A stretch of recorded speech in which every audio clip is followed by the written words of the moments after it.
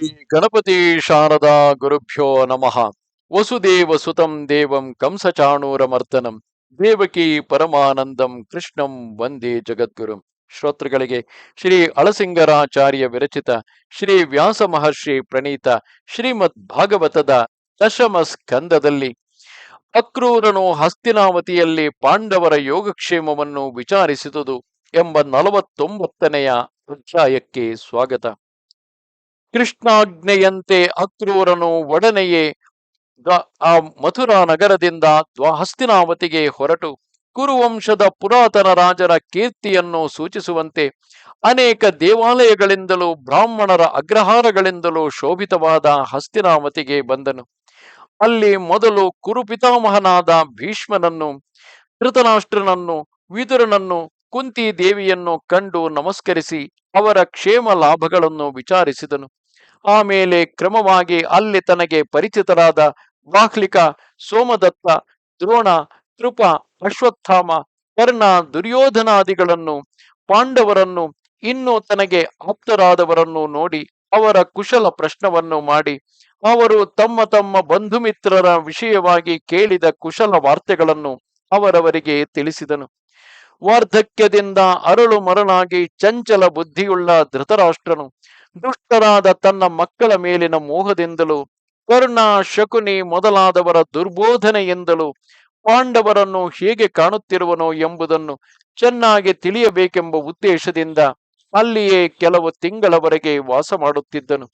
ಮತ್ತು ಅಲ್ಲಿನ ಪ್ರಜೆಗಳಿಗೆ ಪಾಂಡವರಲ್ಲಿರುವ ಅನುರಾಗವನ್ನು, ಆ ಪಾಂಡವರಲ್ಲಿ ಸಹಜವಾಗಿರುವ ತೇಜಸ್ಸು, ಬಲ, ವೀರ್ಯ, ವಿನಯ ಮೊದಲಾದ ಸದ್ಗುಣಗಳನ್ನು ನೋಡಿ ಸಹಿಸಲಾರದೆ ದುರ್ಯೋಧನಾದಿಗಳು ಅವರ ಮೇಲೆ ಹಗೆ ತೀರಿಸಿಕೊಳ್ಳುವುದಕ್ಕಾಗಿ ನಡೆಸಿದ ಕ್ರೂರ ಕಾರ್ಯಗಳನ್ನು, ಮುಂದೆ ಅವನು ಮಾಡಬೇಕೆಂದಿರುವ ಕೇಡುಗಳನ್ನು ಕುಂತಿಯು ವಿದುರನು ಅಕ್ರೂರನಿಗೆ ರಹಸ್ಯವಾಗಿ ವಿವರಿಸಿ ತಿಳಿಸಿದರು.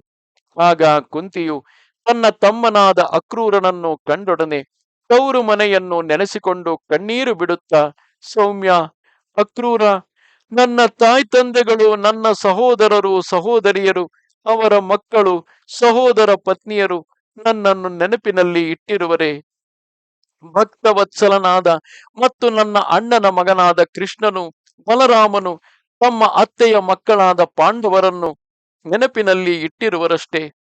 ತೋಳಗಳ ನಡುವೆ ಸಿಕ್ಕಿ ಬಿದ್ದ ಜಿಂಕೆಗಳಂತೆ ನಾವೆಲ್ಲರೂ ಇಲ್ಲಿ ಶತ್ರುಗಳ ನಡುವೆ ಸಿಕ್ಕಿ ಕಷ್ಟಪಡುತ್ತಿರುವೆವು. ಅನಾಥೆಯಾದ ನನ್ನನ್ನು, ತಂದೆ ಇಲ್ಲದೆ ತಬ್ಬಲಿಗಳಾದ ನನ್ನ ಮಕ್ಕಳನ್ನು ಕೃಷ್ಣನು ಆಗಾಗ ಕನಿಕರದಿಂದ ವಿಚಾರಿಸುತ್ತಿರುವನೆ. ಆ ಕೃಷ್ಣನು ನಮಗೇನಾದರೂ ದುಃಖ ಸಮಾಧಾನವಾದ ಮಾತುಗಳನ್ನು ಹೇಳಿ ಕಳುಹಿಸಿರುವನೆ ಎಂದು ಕೇಳುತ್ತಿರುವಾಗಲೇ ಕುಂತಿಯು ಕೃಷ್ಣನನ್ನು ಮನಸ್ಸಿನಲ್ಲಿ ಸ್ಮರಿಸಿಕೊಂಡು, ಹಾ ಕೃಷ್ಣ, ಕೃಷ್ಣ ಮಹಾಯೋಗಿ, ವಿಶ್ವಾತ್ಮ, ವಿಶ್ವಕಾರಣ, ಗೋವಿಂದ, 5 ಮಕ್ಕಳನ್ನು ಕಟ್ಟಿಕೊಂಡು ಅನಾಥೆಯಾಗಿ ಇಲ್ಲಿ ದುಃಖಿಸುತ್ತಿರುವ ನನ್ನನ್ನು ರಕ್ಷಿಸು. ನೀನೇ ನಮಗೆ ದಿಕ್ಕು, ನನಗೆ ಮಾತ್ರವೇನು, ಲೋಕದ ಸಮಸ್ತ ಪ್ರಾಣಿಗಳಿಗೂ ನಿನ್ನ ಪಾದಾರವಿಂದವೇ ಆಶ್ರಯವು.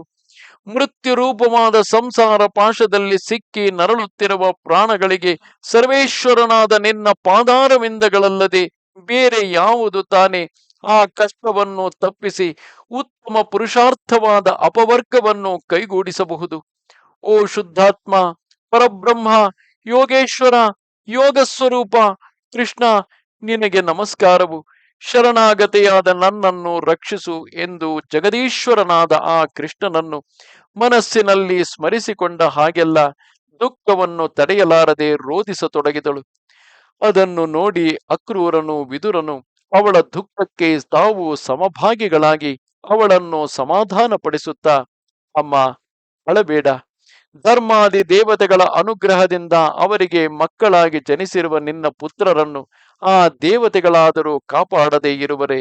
ನೀನು ಹೆದರಬೇಡವೆಂದು ಸಮಾಧಾನಪಡಿಸಿದರು.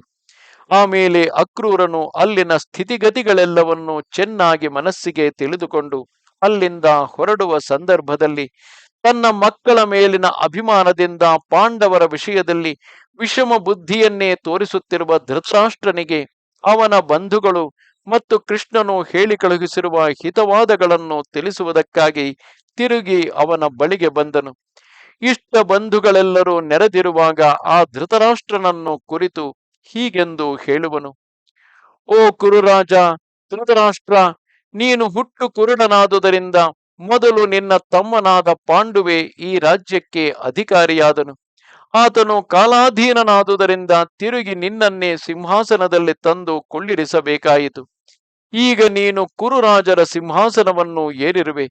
ಮುಂದೆ ಕುರುವಂಶದ ಕೀರ್ತಿಯು ಕೆಡದಂತೆ ಕಾಪಾಡಬೇಕಾದ ಭಾರವು ನಿನ್ನದು.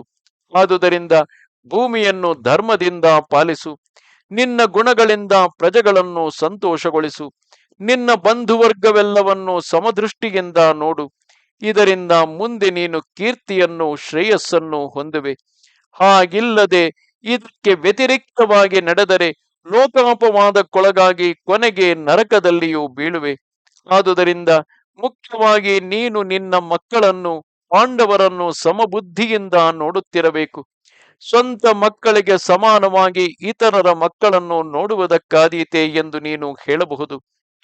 ಈ ಲೋಕದಲ್ಲಿ ಸ್ವಂತವೆಂಬುದೊಂದೂ ಇಲ್ಲ.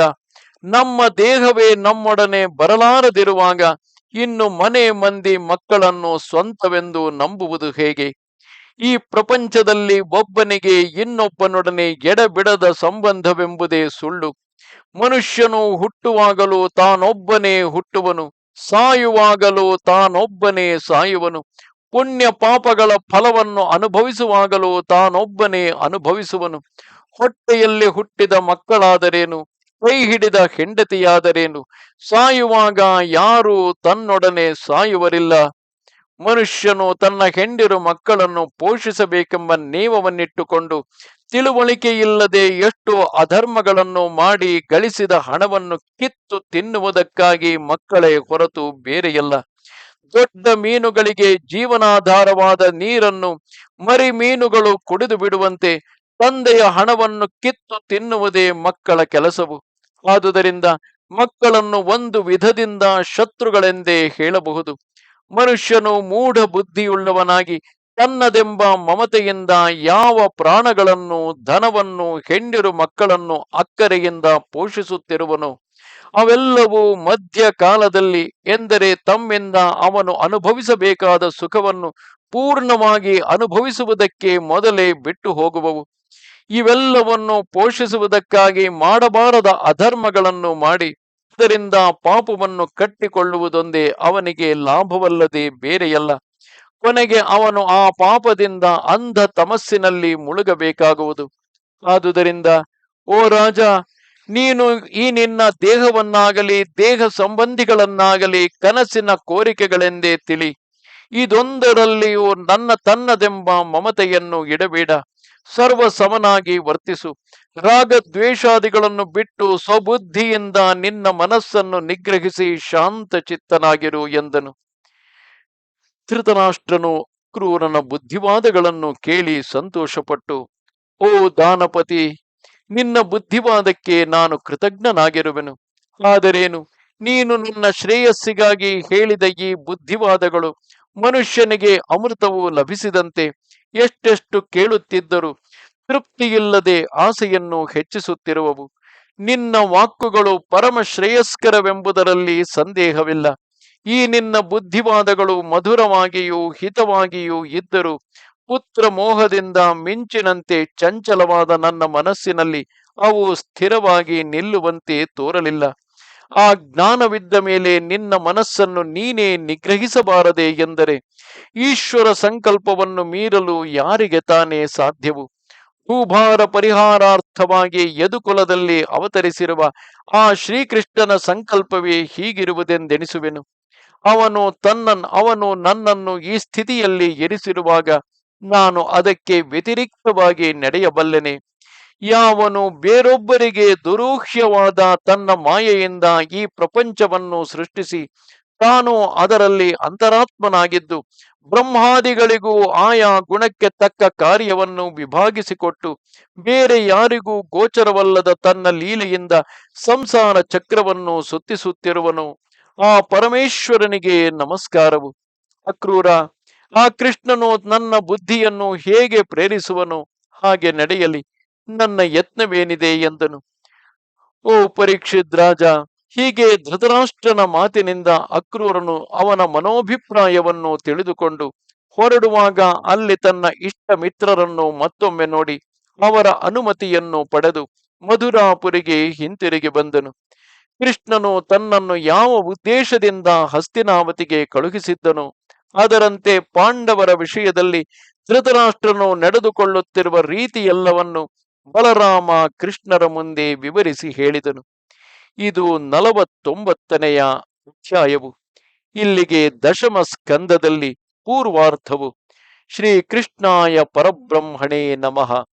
ನಮಸ್ತೆ ಶಾರದೆ ದೇವಿ ಕಾಶ್ಮೀರ ಪುರವಾಸಿನಿ. ತ್ವಾಮಹಂ ಪ್ರಾರ್ಥಯೇ ನಿತ್ಯಂ. ವಿದ್ಯಾದಾನಂಚ ದೇಹಿಮೆ.